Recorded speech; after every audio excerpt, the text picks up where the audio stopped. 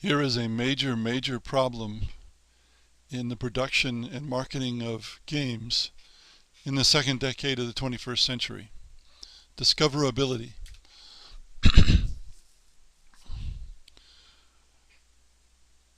Because of mobile games and social network games and casual games, and because it's becoming easier to create games, we have vast numbers of games being published.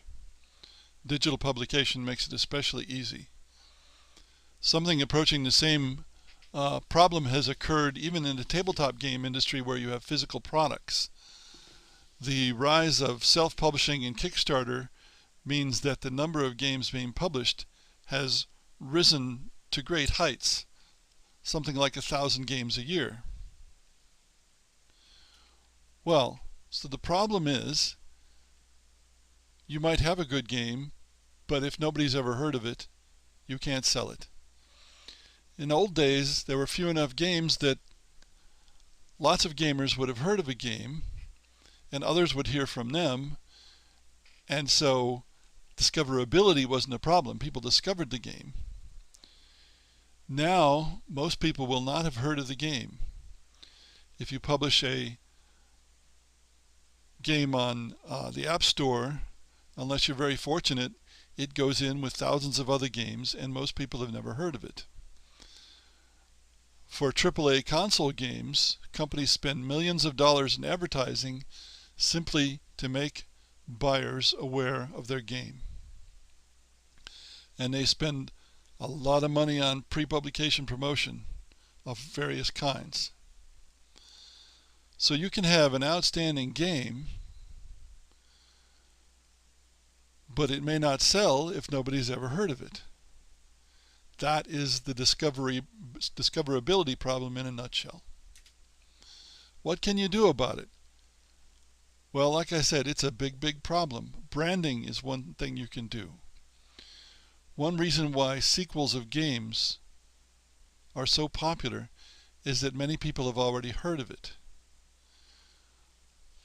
I checked once on the highly anticipated games list on PC Gamer, and 12 of the 13 games were sequels of other games. Branding has become very strong in the 21st century. That's why we saw Hasbro indulging in movies that were named after their games, like Battleship. But their initial steps in that direction were not very successful, and so they've pulled back greatly. But at one time they were going to have a Monopoly game and quite a few other games. A Monopoly movie and quite a few other movies. And Hasbro, when they sell games, will use the names of games that already exist, even if the game has nothing to do with the new game. Battleship Galaxies, for example, has nothing to do with Battleship.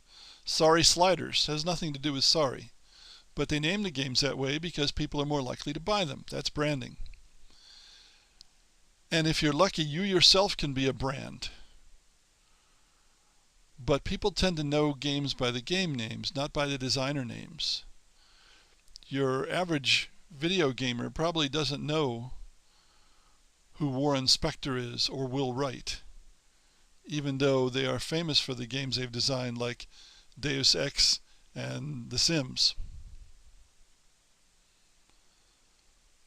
What else can you do? Blogging, Twitter, a YouTube channel, get involved in communities, do reciprocal promotions.